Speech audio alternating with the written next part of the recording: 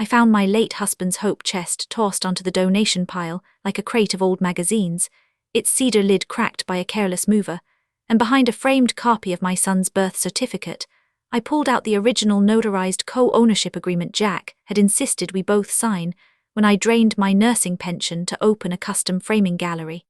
On the back, in Jack's draftsman block letters, was a note that turned my mild grief into cold adrenaline. If you're reading this, I'm gone. Daniel will try to steal the gallery. You know how to stop him. Now, 2 years later, my son works for me in that same gallery, cutting matte boards in a bright orange shirt that says Mitered Lies, and every custom frame we ship includes a tiny brass plate with a QR code that links to the full public docket of the civil judgment that gave me back everything he stole. My name is Elena, and for 32 years I was a registered nurse in a cardiac intensive care unit. I know the difference between a benign atrial flutter and a lethal ventricular tachycardia by the spacing of the QRS complexes, and more importantly, I know how to open a locked medication cart with a homemade tension wrench when a patient is crashing and the pharmacist is still running down the hall. That second skill saved more than my license. It saved my entire life when my only child tried to swindle me out of a business I built with the sweat of my retirement. My husband Jack was the quiet type, a furniture maker who spent weekends in the garage building dovetailed drawers from reclaimed hickory and planning for disasters none of us could see. He had a draftsman's eye for detail and a habit of leaving instructions in places you would only look if you really needed them. He used to say that a well-cut Mortise holds long after the glue fails, and he applied that principle to legal documents the way he applied it to joinery. I wish I had understood that sooner. I drained $91,000 from my nursing pension, every cent I had salted away since I was 23 years old, and co-founded Heritage Frames with Daniel 6 years before the day I found the Hope chest. He had a fine arts degree and a smile that made brides hand over wedding deposits, and I brought the operational precision of a charge nurse who could match the grain direction on a sheet of koa wood better than any framer in the county. We signed a partnership agreement that gave me 45% ownership and a lifetime promise that I would personally frame Jack's Air Force medals in a museum-quality shadow box before I died. Daniel got 55% because I believed in giving him the controlling stake to feel invested. What I didn't know was that Jack had quietly insisted on a clause buried in the notarization. No single partner could sell, transfer, or encumber the company's core assets without the unanimous consent of both parties, witnessed in person by a specific bank officer named Patricia Vance. That clause was printed on page 4, and I had skimmed it back then like a patient consent form before a routine procedure. It turned out to be the only reason I still have a roof and a future. 3 months ago, Jack died, a thoracic aneurysm while he was replacing the serpentine belt on his truck. 1 second he was humming off-key, the next he was gone. The funeral was small, just a handful of his Air Force buddies and my neighbor who brought a casserole. Daniel and his wife Amanda drove up from the city 3 days later in a leased Lexus that smelled of leather conditioner and ambition. Amanda is tall, with a razor-cut bob, and a habit of adjusting her diamond tennis bracelet while she appraises the resale value of every object in your house. My son, once a lanky boy who loved helping me cut double mats for his school art projects, had become a 35-year-old man who introduced me to his wife by saying, "Mom's still foggy, we'll handle everything." They started sorting my belongings into color-coded sticky note piles, blue for auction, yellow for storage, pink for estate sale. I watched, too exhausted to argue, as Amanda grabbed the beautiful cedar chest Jack had built the year we were married. She tapped her manicured nail against the lid, sniffed, and said, "This is vintage, but the smell gives me a migraine." Pink, she set it on the donation pile next to the garage like it was a broken-end table. Daniel didn't even glance at it. He was already on his phone, muttering about a timeline and a closing window. I waited until their car pulled out of the driveway that evening, the taillights disappearing down the lane. The instant silence was a physical weight. I hobbled out to the pile, the ache in my hip screaming, and wrestled the chest back inside. The cedar scent hit me like a wave of old memory, sharp and sweet, and layered with the faint ghost of the tongue oil Jack had rubbed into the exterior years ago. He used to keep his service revolver in there, then later our marriage license, then Daniel's tiny hospital bracelet, the one they clamp onto a newborn's ankle. I lifted the brass latch. The interior was lined with a piece of navy felt that I had cut and glued myself 30 years back, and on top, cushioned in a nest of acid-free tissue, was a framed copy of Daniel's birth certificate that Jack had matted in a soft cream with a delicate V-groove. It was supposed to be a gift for Daniel's first apartment, but he never took it. The frame was simple, a thin walnut profile, and the glass was clean. I slid my thumbnail behind the backing board and popped it free. The craft paper creaked. There, still sealed in a plastic sleeve from the bank, was the original notarized partnership agreement. The blue ink of the notary stamp was bold, the loops of Patricia Vance's signature crisp. I flipped the document over and my breath caught. On the blank back page, Jack had written in a fine-tipped archival pen, the kind with pigment ink that never fades, the letters formed with the same precision he used when marking amor eyes for his chisel. If you're reading this, I'm gone. Daniel will try to steal the gallery. You know how to stop him. Before I continue this story, let me know where you're watching from in the comments below. Hit like and subscribe if you believe that some family bonds are nothing more than a nicely matted forgery. The next morning, Amanda and Daniel sat me down at the kitchen table with a stack of papers an inch thick and a cup of chamomile tea that smelled too sweet, almost like artificial vanilla. Daniel's posture had shifted into a boardroom lean, elbows on the wood, his smile a rehearsed half-moon, and Amanda placed the cup by my elbow with the careful precision of a nurse preparing a syringe. "Mom, we've been talking to a financial planner who specializes in elder care transitions," Daniel said, tapping the top page. "Since you're alone now, it makes sense to consolidate decision-making into a single trusted party." He pushed a durable power of attorney form toward me, the kind that would let him sign checks, sell property, and liquidate retirement accounts without my presence or knowledge. Amanda added, her voice a honeyed murmur, "We just want to take care of you. It's what Jack would have wanted." I looked down and saw that underneath the power of attorney was a second page, a draft asset purchase agreement from a company called Frame It Direct, a national chain that mass-produces gallery walls and undercuts local custom shops. It listed the sale of Heritage Frames client list, leasehold improvements, and our two specialty mat cutters, a computerized CMC 9000 and a classic Fletcher Terry wall mount that could slice a full 40-inch mat in a single clean stroke. The total purchase price was $540,000. I had personally landed the corporate account that put us on Frame It's radar, a multi-year contract to frame and install original artwork for a boutique hotel chain expanding across 3 states. That contract alone was worth $400,000 in recurring annual revenue. $540,000 for the whole business was a fire sale price, and the signature line already had my name typed underneath it, waiting for my pen. I felt the nursing instinct rise. Assess, don't react. I let my left hand tremble slightly, let my eyes go unfocused the way I'd seen postictal patients look after a seizure. The tea aroma was cloying, and I noticed a faint, chalky sediment at the bottom of the cup, something that hadn't dissolved even after Amanda stirred it with the handle of the spoon. I recognized the bitter aftertaste of diphenhydramine, the same taste you get when a patient tries to chew a Benadryl tablet instead of swallowing it. In the unit, we sometimes used a liquid Benadryl to sedate a combative dementia patient, and a crushed tablet in hot water leaves that exact film. They were trying to drug me into compliance. I lifted the cup to my lips, tilted it, but kept my teeth closed and let the liquid pool against my gums without swallowing. When Amanda looked away, I set the cup down and slouched. "I don't understand all this legal language," I said, my voice thin and wobbly. "I just need a few days to rest my head. Everything feels so heavy." Amanda squeezed my hand, the diamonds on her bracelet catching the light. "Of course, sweetheart, we'll handle the packing, you just rest. In fact, we'd love for you to come stay with us for a while so you aren't alone in this big empty house." Within a week, my home was stripped. Furniture, photo albums, even the curtains were boxed into a storage unit I had no key to, and I was installed in their guest room. A converted study with a sliding barn door that I noticed had a small barrel bolt on the outside. The hope chest, now holding my rescued document, sat at the foot of the bed under a faded quilt. The guest room had a small window that faced the backyard and a smoke detector with a tiny blinking red light in the corner. I studied the light's rhythm and realized it wasn't a smoke detector at all. It was a nanny cam, a Wi-Fi-enabled security camera disguised as a safety device, its lens hidden behind a pinprick hole in the plastic casing. From my years on the unit, I knew that most of those cameras have a limited field of view, maybe 110 degrees, with a blind spot directly underneath and a slight fish-eye distortion at the edges. I moved the hope chest to the far wall, draped a spare bedsheet over the corner of the old armoire, and created a little alcove where I could examine documents out of the lens's sightline. I started carrying a small hand mirror from my purse and using it to check the angle of the red light each time I moved.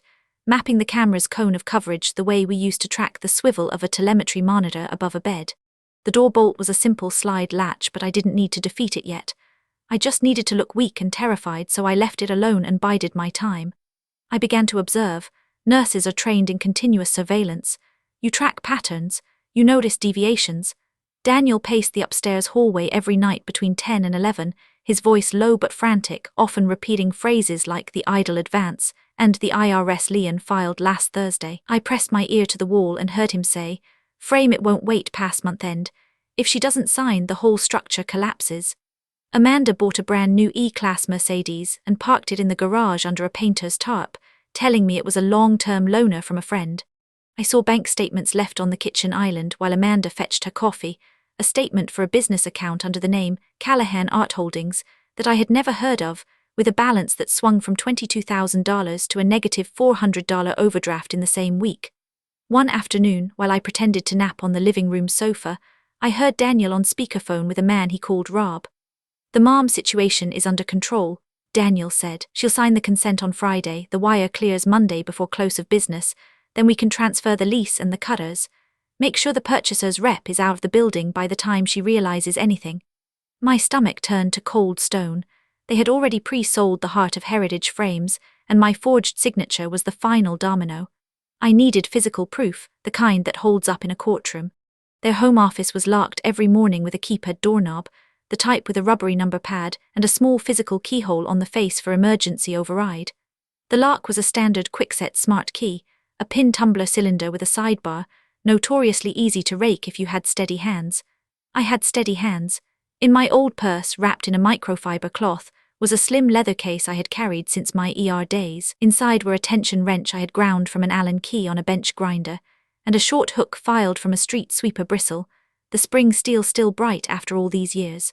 I learned to pick those cheap wafer locks when the hospital upgraded to computerized med carts, and the night pharmacist kept forgetting her override code, while a post-op patient screamed for morphine. I knelt by the door at 2 in the morning, the house silent except for the hum of the refrigerator. I inserted the tension wrench into the bottom of the keyway and applied the lightest clockwise pressure, just enough to bind the plug. Then I slid the hook in and began to feel the pins. The first pin was springy and set with a gentle click.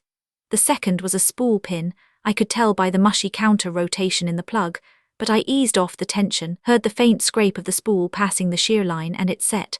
The third, fourth, and fifth pins were standard and set in sequence. The plug turned with a satisfying snick and I slipped inside. The office smelled of toner and freshly printed lies. A high-end cross-cut shredder sat by the desk, its bin overflowing with confetti. I dumped the bin onto the carpet and began sorting. This is where being a nurse pays off again. I've pieced together 12 lead EKGs from a strip of paper that went through a washing machine. I started reconstructing the shredded strips by aligning the tiers, matching the grain of the paper under the desk lamp's raking light. The micro-confetti cuts were small but not impossible. Each strip had a unique edge like a jigsaw piece. I worked for over an hour, my knees aching on the carpet, building the document from the bottom up. The first fully reconstructed page was a promissory note for a $60,000 loan against Heritage Frames physical equipment, with a personal guarantee clause. The signature line held my name, traced in an uncanny imitation of my own hand, the loop on the capital E slightly too round, the pressure too uniform, like someone had placed my real signature on a light table and traced it. I laid the pieces out on a manila folder and began to examine the ink with the magnifying function on my phone's camera. In a natural signature, the pen leaves a thin track at the end of a stroke where the ball lifts, and there are tiny speed-induced gaps. This signature had hesitation points at every curve, tiny ink blobs where the forger paused to check the alignment, and the indentation on the back of the paper was a shallow trench, not the quick, pressure-varied groove of a live hand. A forensic document examiner would call that a tracing artifact and a drawn line. I photographed every angle, making sure to capture the subtle pressure differences under raking light. Then I moved to the filing cabinet. The top drawer was unlocked. Inside were hanging folders labeled with chilling detachment. Frame it offer, lease transfer, Cayman routing. I pulled out the fully executed asset sale agreement. It was dated 3 weeks prior, already signed by the Frame It VP of Acquisitions, and attached was a consent and release form for verified partner Elena Callahan. bearing my forged signature and a notary block stamped by a mobile notary named Cynthia Dewitt. I had never met a Cynthia Dewitt. Below the consent was a wire transfer confirmation showing $540,000 routed to a bank in Grand Cayman. Account holder Callahan Art Holdings Limited. Beneficial owner Amanda Callahan, her maiden name. I also found a string of printed emails from Frame its legal department asking for physical verification of the managing partner's identity before final funding, which meant they suspected something was off, but were willing to look away if the paperwork cleared. I photographed everything, careful to include the email headers and the metadata printouts, the full chain of IP addresses and server routes that prove an email wasn't fabricated. Then I noticed a FedEx envelope at the very back of the drawer, unopened, with a forwarding sticker from my old house. It had been intercepted, hidden from me. The sender was Patricia Vance, the bank officer at First National Commercial who had notarized our original partnership agreement. The envelope had a slight bulge, like it contained more than paper. Inside was a letter and a small sealed box. The letter was dated 6 months before Jack died. It began, "Dear Alina, per your husband's explicit instructions, I have filed a dead man's verification protocol with the county clerk and mirrored it here at the bank." My eyes raced over the details. The protocol stated that any sale, transfer, or encumbrance of Heritage Frame's core assets, including client lists, lease, and physical equipment, would require my physical presence in front of Patricia Vance. I would have to answer 3 personal security questions that only Jack and I knew. What was the name of the stray cat that slept on Jack's workshop stool every afternoon? The answer was Tango. What flavor of wedding cake did I ban from the reception because it made me sneeze? The answer was almond. And what street did we live on when we got married, the one with the pale blue mailbox? The answer was Wisteria Lane. If I answered correctly, Patricia would produce a specific fountain pen from a locked drawer, a vintage Schiefer loaded with a custom blue-black ink that Jack had mixed himself from 2 archival formulas, one a slow-drying carbon ink and the other a bulletproof iron gall. He had tested the ink's UV resistance and water resistance for months in the garage, and he had supplied Patricia with a sealed vial of the exact batch so that no substitute could be made. I would sign with that pen. Any document not signed with that exact pen, in that exact ink in Patricia's presence, would be declared null and void ab initio, void from the beginning. Jack had built a legal dead man's switch, a tripwire that would freeze any attempt to loot the business unless I personally, knowingly, and freely triggered it in front of a witness who could not be bribed or fooled. The sealed box in the envelope contained a sample of the ink on a small strip of acid-free paper and a photograph of Jack holding the Schiefer pen, smiling that quiet smile of his.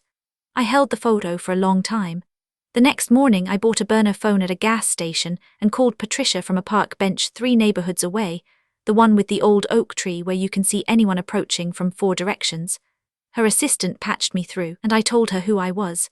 Her voice was steady, formal, the voice of a woman who has seen too many families try to carve up an estate with a dull knife. She told me that the Frame It buyers' funding had already hit a compliance block when their bank attempted to wire the proceeds into the Cayman account. The internal software automatically flagged the transaction because the dead man's protocol hadn't been satisfied, and Patricia had filed a suspicious activity report with FinCEN the same hour. She needed one more piece of evidence to bring in the FBI, a clean, digitally captured image of the forged consent form, photographed under raking light to reveal the pressure artifacts of a traced signature, and a copy of the reconstructed promissory note showing the hesitation marks. I had it all. I agreed to hand-deliver an SD card with the images to her at a branch location she specified, a neutral meeting room with cameras already rolling. She also confirmed that the FBI field office in our district had opened a preliminary inquiry into wire fraud and identity theft involving Callahan Art Holdings, and that they were waiting for a cooperating witness to supply the smoking gun. I was that witness, but before I could deliver anything, I needed absolute certainty that Daniel and Amanda had no humanity left. I needed to see it with my own eyes, not just suspect it, so I staged a test. In my nursing kit I still had a small bottle of nitroglycerin tablets, well past the expiration date but still chemically potent. A sublingual dose of nitro can cause a sudden, dramatic drop in blood pressure that mimics a severe cardiac event, flushing, pounding headache, a feeling of impending doom, sometimes a brief syncope. I had administered it hundreds of times in the unit, and I knew exactly the timeline of its vasodilation: onset within 1 to 3 minutes, peak at 5, fade around 15. I took one tablet 20 minutes before I planned to collapse, timing the onset so that the worst symptoms would hit just as I entered the hallway. My head began to pound like a drum, my hands turned clammy, and I felt the familiar surge of tachycardia as my heart tried to compensate for the dilated vessels. I walked into the hallway that separated the guest room from the kitchen, the nanny cam's red light blinking above me. I clutched my chest, let out a guttural wet moan that I'd practiced in a whisper for 2 days, and slid down the wall, my hands clawing at the baseboard. My vision tunneled at the edges, and I could hear the blood rushing in my ears. Amanda was at the kitchen island, trimming orchid stems with surgical scissors. Daniel came out of the office holding the forged consent form in a plastic document sleeve, clearly about to fax it to Patricia's office before the bank's end-of-day deadline. He looked at me. His expression was not concern, it was calculation. He glanced at the clock on the microwave, then back at the paper, then at me again. He stepped clean over my outstretched arm, his loafer actually brushing my sleeve, and said to Amanda, "She'll be fine, finish the orchids. I need this faxed in the next 20 minutes or the whole deal unwinds." Amanda didn't even pause her snipping. She said, her voice flat as the mat board she would never cut, "Should I call 911 after?"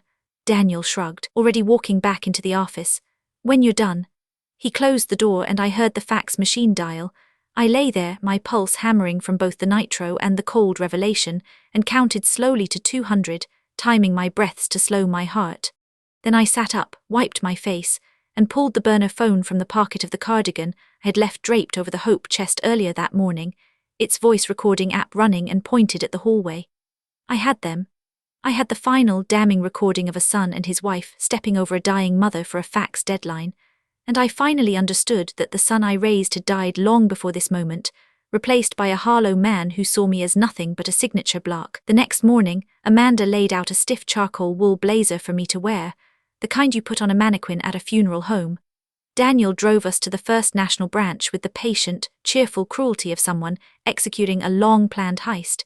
He carried the forged consent form in a leather portfolio, his knuckles white on the handle. Amanda walked beside me, her hand gripping my elbow like a vise, guiding me through the glass doors. At the reception desk, Patricia Vance greeted us with a practiced, professional smile. She was a small woman in a navy suit, with silver hair and eyes that missed nothing, the same eyes I imagine had watched my son's handshake with the quiet judgment of a woman who knows forgery when she smells it. She led us to a private meeting room with polished walnut walls and a camera discreetly mounted in the crown molding. Daniel placed the form on the table, uncapped a standard black rollerball pen he had brought, and said, his voice smooth and rehearsed, "Just sign at the bottom, Mom. This removes the last legal hurdle so we can all move forward and I can take care of you the way you deserve." Amanda stood behind me, her hand moving from my elbow to my shoulder, the pressure just shy of a restraint hold. I could smell her perfume, a sharp floral that mixed with the leather of the portfolio and the faint, clean scent of the bank's climate-controlled air. I reached for the pen. Then I set it down gently, folded my hands on the cool wood, and looked directly at Patricia. "I'm not signing that document," I said, my voice steady as a cardiac monitor grid. "My son forged my name on a promissory note using a light table and a shaky hand. My daughter-in-law routed $500,000 from a fraudulent asset sale to a hidden account in her maiden name. They both stepped over my body when they thought I was dying because a fax deadline mattered more than my pulse. I'm a cardiac nurse. I know what a dying heart sounds like. I listened to mine break for 30 years, and I listened to yours stop beating for me the moment you chose greed over gratitude." I turned to Daniel, whose face had gone the color of old putty, the portfolio trembling in his hands. "You are not my son anymore. You are a perforated forgery, a bad copy with inconsistent pressure and a sloppy loop on the E." Patricia pressed a small button under the table, a wireless panic button tied to the branch's security system. The door opened, and 2 FBI special agents in dark suits walked in, badges clipped to their belts. One of them, a woman with a tight bun and a voice like granite, recited the charges: wire fraud, identity theft, elder abuse, money laundering, conspiracy to commit financial crime. The forged consent form sat on the table like a loaded weapon. Daniel lunged for it, a desperate grab, but the agent had his wrist in a compliance hold before his fingers brushed the paper. Amanda started shrieking about her rights, about getting her lawyer, but they Mirandized her anyway, her diamond bracelet catching the fluorescent light as they cuffed her. I handed Patricia the SD card with every photograph I had taken, plus a copy of the voice recording from the hallway. The bank's dead man's switch had held, and the frozen $540,000 became the government's Exhibit A. The civil litigation took 8 months. Frame It Direct settled immediately for $600,000 to avoid being named as a co-conspirator and to keep their corporate reputation intact, which gave me back more than I had ever invested. Daniel was convicted of 9 felony counts, including wire fraud, forgery, and elder exploitation, and sentenced to 6 years in state prison. Amanda got 18 months for money laundering and accessory, her tennis bracelet seized along with the Mercedes, her precious Cayman account frozen and repatriated. The court ordered Daniel to pay restitution totaling $340,000, the amount of my pension principal plus consequential damages to the business's reputation and lost client contracts. But Daniel had no money, his assets were liquidated, his credit was a smoking crater. The judge, a woman named Judge Calder who had apparently framed her own daughter's needlepoint at our shop years ago, offered an alternative at the sentencing hearing. Daniel could serve his restitution as an indentured laborer at Heritage Frames, working under my direct supervision at minimum wage with every penny garnished and paid to me until the debt was cleared or he died, whichever came first. She looked over her glasses and added, "This court believes in restorative justice, and frankly, I want him to look at a mat cutter every day and remember what he tried to steal." I renamed the gallery Framed by Fraud Gallery because the previous owner thought he could frame an innocent woman, and I wanted the world to know how that ended. I commissioned a new logo, a broken gilt frame with a pair of match shears crossed behind it, and underneath the tagline "Where every lie gets mitered." I had bright orange polo shirts embroidered with the logo, and on the front in bold black block letters, the shirt says "Mitered Lies." Daniel wears one every day Monday through Saturday from 8 in the morning until 6 at night. He cuts mats in the back, feeding 4 by 8 foot sheets of Bainbridge Alphamat into the Fletcher wall cutter, his shoulders hunched, his designer haircut grown out and limp. Customers sometimes ask to see him, and I walk them past the new viewing window I had installed with glass salvaged from the original gallery, where they can watch the man who tried to steal my legacy measure margin widths with a steel caliper, his hands calloused, his future measured in 45-degree cuts. He is not allowed to speak to clients. He is not allowed to touch the CMC 9000 computer mat cutter because that requires trust, and trust requires a pulse I no longer feel for him. He works in silence, and every 31st of the month I hand him a paycheck that I immediately deposit back into my own account as restitution. The circle is tight and unbreakable. Every frame we assemble now, from a simple 8 by 10 archival mount, to a museum-grade shadow box with UV 99 glazing, and a deep ebony molding, includes a small brass QR code plate affixed to the back with an acid-free adhesive tab. The plate is engraved with the gallery name and the instruction, "Scan for provenance." When you scan it, your phone opens a cloud-hosted PDF of the complete civil judgment, all 9 counts, the evidentiary exhibits, the FBI press release, the ink analysis report from the forensic document examiner, and a photograph of Daniel in his orange shirt holding a mat cutter, his face a study in ruined pride. The QR code has become a selling point. Corporate art consultants love the transparency, the story of a woman who refused to be erased. Our revenue tripled within 6 months, and I hired 4 new framers, all of them retired nurses who asked to work in a place that valued precision and accountability above office politics. We still use that CMC 9000 for complex curved cuts, and the Fletcher Terry for clean bevels, and every joint we glue is reinforced with a V-nail pressed so perfectly that the corners feel like glass.